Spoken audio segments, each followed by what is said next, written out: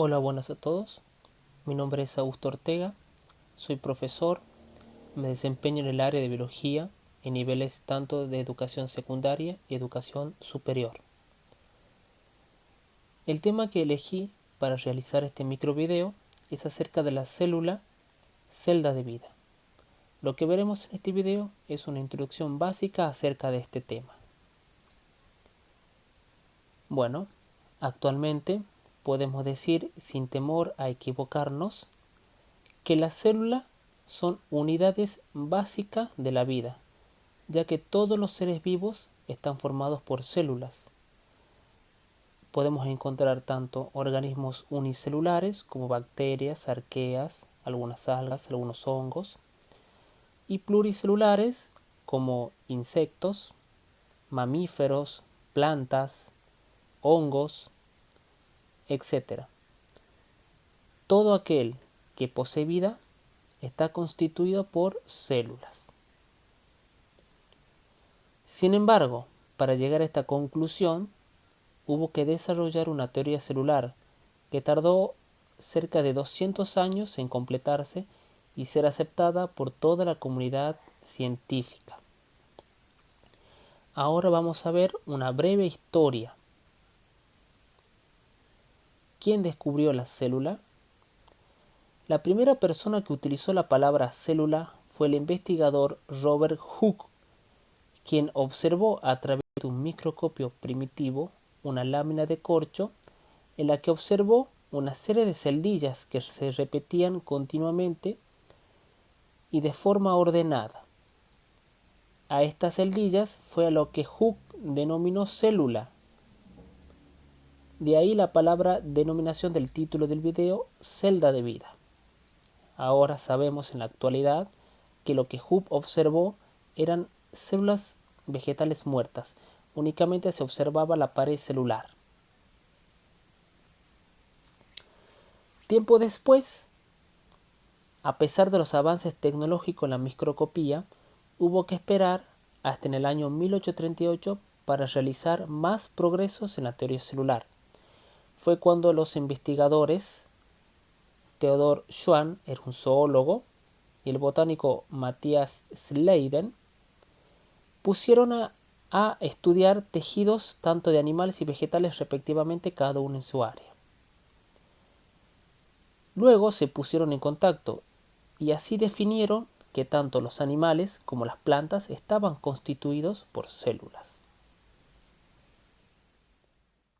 Con esto se sentaron las bases de la teoría celular, pero no estuvo completa hasta en el año 1858, donde Rudolf Virchow propuso el axioma homini célula es célula, lo que significa que todas las células provienen de una ya existente. En la actualidad, gracias al avance de la ciencia y la tecnología, se sabe que además las células contienen toda la información hereditaria de los organismos y esa información se transmite de las células progenitoras a células hijas. Bien, entonces la teoría celular queda armada básicamente de esta forma y por ende también su concepto. Todos los organismos están compuestos por células, por eso decimos que es la unidad estructural. En las células ocurren reacciones metabólicas de los seres vivos, necesarias para la existencia de la vida, es la unidad funcional. Las células provienen de las células preexistentes, que es la unidad reproductiva, o también podemos decir que es la unidad de origen. En las células se encuentra el material genético hereditario, es la unidad genética. Ya sabiendo, gracias a la teoría celular, el concepto de célula, ahora pasamos a diferenciar los dos tipos de células que encontramos: células procariotas y células eucariotas.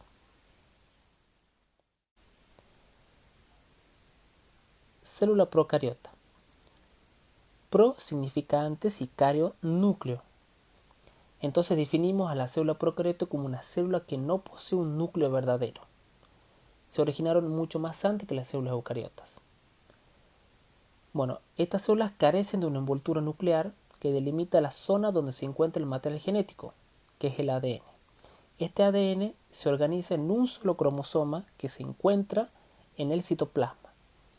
También se caracteriza por tener un tamaño pequeño, entre 1 y 5 micras. También no poseen orgánulos, excepto los ribosomas, que son importantes para la síntesis de proteínas. Poseen también, como todas las células, una membrana citoplasmática. También poseen una pared celular, una cápsula, flagelos necesarios para la locomoción, fimbrias y pilas. En la célula procariota encontramos organismos unicelulares, que son los más sencillos que viven en la actualidad y que corresponden únicamente al reino Monera. En el reino Monero tenemos las bacterias, las algas verde azuladas o cianófitas, cianobacterias, micoplasmas y arqueas. Célula eucariota. Eu significa verdadero y cario núcleo, es decir, son células que ya poseen un núcleo real, definido por una envoltura nuclear y en cuyo caso se encuentra el material hereditario. Son células que ya se originaron mucho tiempo después de las células procariotas. Su tamaño es variable, pero siempre es mayor a la de las células procariotas y pueden medir desde 10 micras hasta varios milímetros, como el óvulo del avestruz. El óvulo del avestruz mide aproximadamente 75 milímetros. Bien. Bueno, poseen orgánulos. Poseen, por ejemplo, los mitocondrias, retículo endoplasmático liso, rugoso, aparato de Golgi, lisosomas, plastos, que ahí dentro de ese grupo encontramos los cloroplastos, bueno, etcétera. Bueno, en este tipo de células lo poseen todos los seres vivos que no son bacterias, principalmente el reino protista, protozoo y algas, reino fungi, que son los hongos, reino plantae, que son las plantas, y reino animales, que son los animales.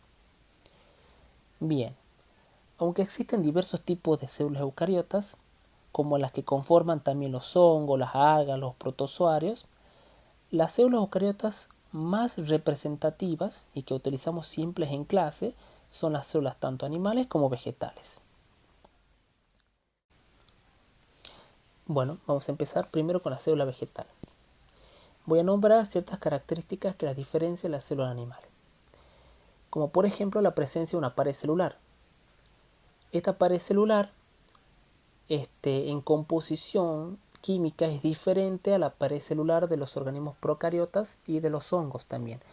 El componente principal de la pared celular de las células vegetales es celulosa, que es un carbohidrato. Bueno, la función de esta pared celular es darle protección y rigidez a la célula.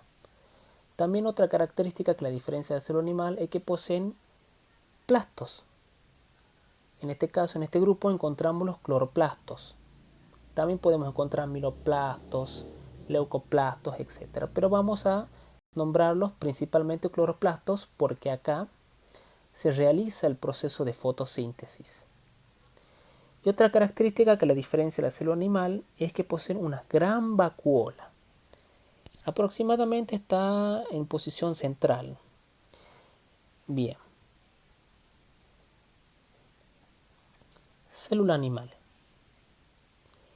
Esta célula animal, a diferencia de la célula vegetal, carecen de cloroplasto y de pared celular, pero poseen centriolos que tienen una gran importancia en la división celular. Y las vacuolas, que poseen las células animales, porque las células animales sí poseen vacuolas, en algunos esquemas no están dibujadas, pero sí la poseen, son mucho más pequeños pero más numerosas que las células vegetales. Bueno, acá encontramos algunas diferencias entre las células procariotas y células eucariotas. Decíamos que las células procariotas no poseen núcleo y las células eucariotas sí poseen núcleo. Y acá las células procariotas se reproducen asexualmente y las células eucariotas se reproducen tanto asexualmente como sexualmente. Vemos la diferencia entre la célula vegetal y la célula animal ya mencionadas anteriormente. La célula vegetal posee pared celular, la célula animal no posee pared celular, la célula vegetal posee cloroplastos, la célula animal no posee cloroplastos, pero sí posee centriolos, cosa que la célula vegetal no posee centriolos, y así se van diferenciando entre ambas células. Muy bien, esto fue todo. Espero que les haya gustado, hayan entendido y hayan aprendido algo. Muchísimas gracias.